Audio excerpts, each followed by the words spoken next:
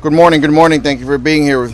The format's going to be the same for those that are new that weren't here yesterday. We're going to go with English immediately following Spanish, and then we're going to go into the questions and answers. To open it up, we have the Honorable Daniela Levine Cava, Mayor of Miami-Dade County. Thank you. So, good morning, everyone. Unfortunately, this has been a tragic night. We do have 120 people now accounted for, which is very, very good news. But our unaccounted for number has gone up to 159. In addition, we can tragically report the death count is now 4. I want to be very clear about the numbers. They're very fluid. We'll continue to update you as we have them, but we have confirmed 4 deaths.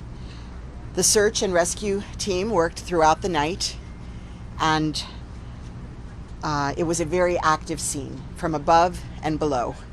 And we also brought heavy machinery onto the site to assist with the operation. And so we are very, very grateful that our president has now authorized FEMA support, and we're joined here today by our FEMA representative who can tell you more.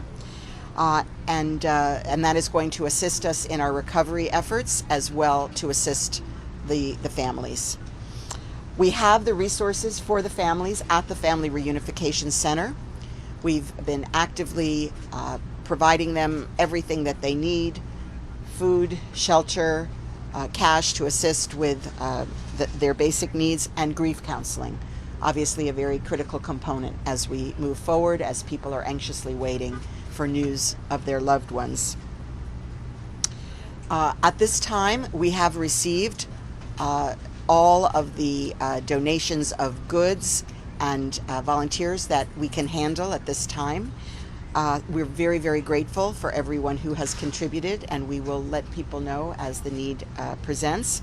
But we do have 2 funding sites available for cash donations: support surfside.org and Chesed, CHESED, 2 sites that are receiving donations. So as we work tirelessly and stand united, local, municipal, county, state, and now federal support, we are going to work as hard as we can to continue our search and rescue effort. That is our priority. That is where we're focused, and protecting our first responders who are on the scene. So thank you, everyone. God bless. Y ahora en español puedo decir que desafortunadamente esta noche fue muy difícil. Pudimos decir que tenemos 4 que han desaparecido, 4 personas que se murieron. Pero tenemos también noticias de 120 personas que ya podemos contar que son muy seguras, pero el número de que no podemos contar son 159. Pero estos números cambian frecuentemente y vamos a seguir dando noticias lo pronto posible cuando tenemos. La operación estaba muy activa durante la noche, también con equipaje, y finalmente descubrieron los 3 y están ahora tratando de identificar y comunicar con las familias. Y en el centro de reunificación estamos dando todo el apoyo que necesitan las familias: comida, vivienda, dinero para sus necesidades.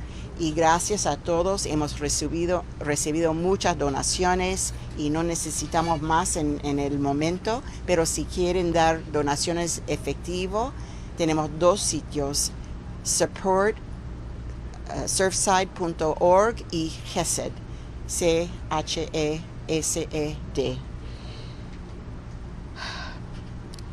Vamos a seguir con toda la fuerza que podemos. Están trabajando fuerte, y también tenemos todo el apoyo de los municipales, el estado y ahora el gobierno federal, FEMA, que aprobó el presidente ayer, y estamos aquí ya con un representante de FEMA que puede responder a sus preguntas. Gracias. Voy a decir solamente que pedimos de todos paciencia. Lo más importante en este momento es paciencia y esperanza, que estamos siguiendo con búsqueda y rescate. Eso es la prioridad para todos nosotros y estamos unidos con las familias que están esperando. Gracias. Thank you, Madam Mayor. Chief Ray Jadala from the Miami-Dade Fire Rescue, Assistant Chief of Operations. Good morning. Rescue operations continue throughout the night. This was augmented with additional USAR members from Florida Task Force 1 to echo the message of our great mayor. We are pulling additional resources from FEMA to assist and to provide relief for some of those individuals. This is coupled with the firefighters already on scene, bringing the total of 130 firefighters through this operation. As you saw, that we did have the fire reignite, but it did not slow down our search and rescue operations. However, during our search and rescue operations, we did encounter 3 victims that were deceased. They were removed, and as she had mentioned, we bring the total to 4 fatalities. Again, search and rescue operations still continue. We have heavy machinery on scene to start pulling some of the superficial metal from above as we start looking for additional voids from above. Again, search and rescue still continues from below as we tunnel, utilizing heavy light machinery. Thank you. Thank you, Chief. To provide Spanish, we're going to have Public Information Officer Erica Benitez from Miami-Dade Fire. Buenos días. Hoy nuestras operaciones de búsqueda y rescate continúan. Nosotros tenemos equipo adicional trabajando en esta operación. Como ya escucharon, sí encontramos 3 personas adicionales que han fallecido en este derrumbe. Nosotros hemos continuado trabajando toda la noche. Tenemos equipos especiales y personal capacitado para continuar con esta operación. Lo que queremos es que sepan que continuamos esperando encontrar vida debajo de los escombros, pero sí sabemos que esta es una operación bastante difícil. En este momento tenemos aproximadamente 130 miembros del Departamento de Bomberos y de Búsqueda y Rescate de Miami-Dade continuando en esta labor. Muchas gracias. Thank you, Erica. Director Alfredo Ramirez from the Miami-Dade Police Department. Good morning. First and foremost, our thoughts and prayers to the families of those who lost loved ones. Currently, right now, as it was stated, we have 4 victims that lost their lives. Our homicide detectives are working with the medical examiner's office right now to identify those victims, and we have victim advocates as well that next of kin notifications will be made. In terms of the scene here, we're here supporting fire rescue with their search and rescue. Scene security is paramount because heavy equipment is arriving, and we're going to have a very restricted access to this area. Go to Spanish really quick. Estamos rezando por las víctimas. Hemos perdido 4 personas que han fallecido. Nuestros detectives están trabajando para identificar a las víctimas y también avisar a la familia. Estamos manteniendo la área restricta porque tenemos equipo aquí muy fuerte, so vamos a seguir trabajando y ayudando el fire rescue. Gracias. Thank you, Director. We're going to have Kevin Guthrie. He represents the Florida Division of Emergency Management. Morning, everyone. Kevin Guthrie, Director of the Florida Division of Emergency Management. Overnight, we had a mutual aid request go in that is being handled by the State Fire Marshal's Office for additional urban search and rescue teams. You know that Florida Task Force 2, which is out of the city of Miami, is going to be the first to help rotate in to help Miami-Dade Fire Rescue here at the site. We have put the additional search and rescue teams throughout the state. There's a total of 8 teams throughout the state, so that's an additional 6 teams have been put on standby to rotate in as needed at the request of Miami-Dade Fire Rescue. So that has happened. At 12:26 this morning, you heard the mayor refer to it. At 12:26 a.m. this morning, I received the emergency declaration from FEMA, and that has happened. That is going to turn on what is referred to as Category A, debris removal, Category B, emergency protective measures, and individual assistance for FEMA reimbursement.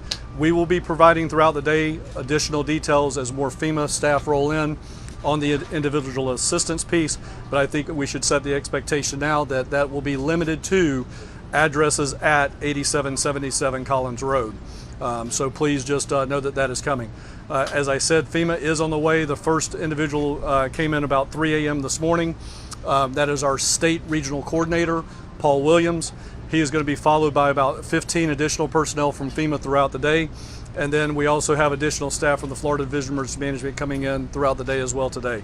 I'd be remiss if I didn't say the entire team that works in Tallahassee is activated. The men and women there are ready to support as needed. And again, you know, as we've always said at these disasters, FEMA helps federally support a disaster. The state helps manage the disaster, but everything is executed at the local level. So again, federally supported, state managed, locally executed, and that's what we are teaming up here with Miami-Dade County to make sure that that happens. Thank you very much. Thank you, Mr. Guthrie. And next speaker, we're going to have Mr. Ryan Logan give important information regarding the Red Cross. Good morning. I'm Ryan Logan. I'm the Regional Disaster Officer for the American Red Cross here in South Florida. And we, like these other organizations, were on scene in the early hours of yesterday morning, beginning to provide whatever support we could to those that have been displaced. Yesterday morning, we worked with both the city of Surfside as well as the Miami-Dade County to begin to support the opening and the operation of the reception center and the family reunification center. As well as we have mobilized additional resources, supplies, and most importantly, some of our trained mental health, and spiritual care workers are coming in here locally, but we're also bringing in trained experts that have really dealt with this type of situation from across the country, because we really want to make sure that we're truly providing the necessary support for not only just those that have been directly and indirectly impacted, but the community at large. We also have been working with the families that have been displaced to try to secure temporary lodging for them. And we've begun the casework process to really start them to think about just some of the basic next steps that they may need to take moving forward. In addition to that, we know that everybody really wants to help during these times, and that's what makes us the country that we are. But for the Red Cross, we would just say that we have the necessary supplies and financial assistance that we need to support these organizations. So we would just encourage that anybody wanted to make any other donation, we would reference to the groups that the mayor referenced to funnel their resources there. And then most importantly, I think it's important that folks know that this is a difficult time for everybody, whether you're here locally or you're seeing these images 3,000 miles away. So one of the things that we really encourage folks is really take time for yourself. Go to our website, redcross.org. We've got a ton of information there just on how folks can really help to manage their own coping with this, as well as just how to have the conversations with children that may be seeing these images, asking a lot of questions. And then we also will be bringing that same level of community support here so that we can actually also focus on the community resilience as we move forward. Thanks. We're going to break into the questions and answer session. I ask you to please raise your hand once you're called upon, and then just identify who it is the question is referred to, and then we'll move one at a time. We will try to get to everyone as much as possible. Mayor, if we can. First, thank you for briefing us. This is still a search and rescue operation. Have you seen anything that leads you to believe there are still people alive there? We will continue search and rescue because we still have hope that we will find people alive. That is exactly why we're continuing, and that is why we're using our dogs and our sonar and our cameras, everything possible to seek places where there may still be people to be found.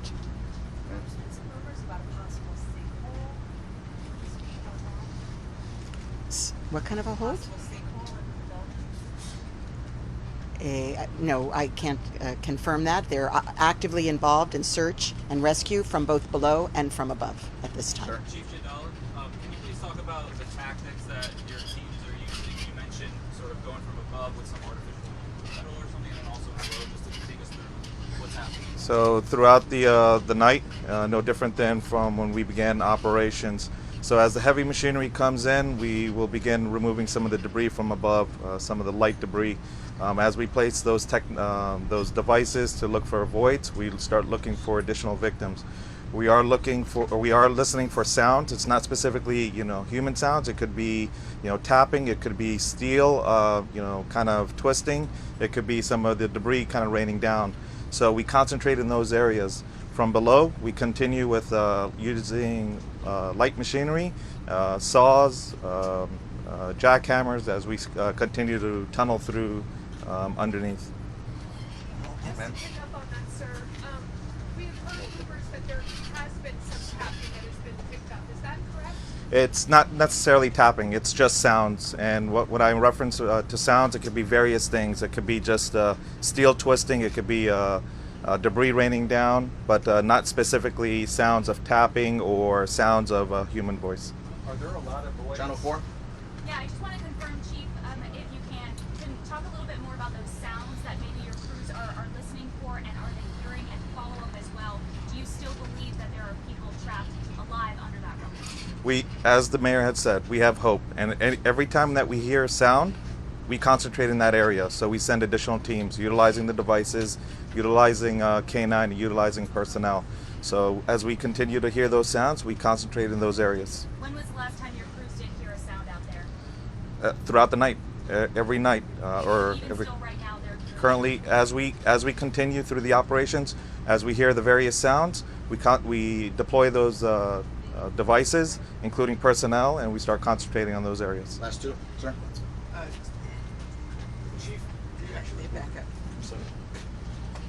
New York Times, can you please advise as to how, as the methodology used to locate the unaccounted people? Is it presumed that they're all physically inside the building, or are you calling family and friends, or? So we couple that information with the information that we received from the reunification center, so we utilize that number. So as I had stated yesterday, the entire building, the portion that's still standing, was cleared by rescue crews. So at this point now, all resources have been shifted to the rubble, including from above and from below. We're going to have the gentleman, the Associated Press, and we're done for the day. There was a national TV report last night that you guys had made contact with somebody with a cell phone, and that turned out that's not correct. That's unfounded. That's not Chief, on a correct. personal level, can you talk about the bravery? Can you talk about the bravery of your firefighters who are going in there not knowing if that rubble could shift, if there could be another collapse? This is the risk that we take. It's the risk versus benefit. Every time we have that belief that there's hope, with personnel that are trapped, we do risk our lives. It's, I just want to speak so- to this as well. so. It's incredibly moving to be on site with these safety personnel, fire rescue. They are totally motivated to find people. They have to be pulled off the shift. That is how motivated they are to continue their efforts. Last question. Two questions. One, have you got a breakdown of the nationalities of the people who are unaccounted for? And secondly, when was the last time that someone was pulled out of there? Physically, what time was it that someone was pulled out alive? Okay. Before, I just want to make another point to this gentleman. This work is being done at extreme risk to these individuals. Debris is falling on them as they do their work. We have structural engineers on site to assure that they will not be injured, but they are proceeding because they are so motivated, and they are taking extraordinary risk on the scene every day. She's gonna repeat that in Spanish. Okay. Quiero decir que estos hombres y mujeres están los héroes de esta época. Están trabajando en condiciones muy peligrosas, están tomando mucho riesgo, y ellos están tan motivados a encontrar personas vivas y están siguiendo sin pensar en su riesgo. Y nosotros tenemos que parar, que sacan de allí para que toman tiempo para descansar, pero ellos están siguiendo con energía increíble para hacer su trabajo. ¿Qué nos puede decir sobre la investigación, alcaldesa? Están siguiendo Search and Rescue, búsqueda y rescate, siempre. Alcaldesa, No, that's it.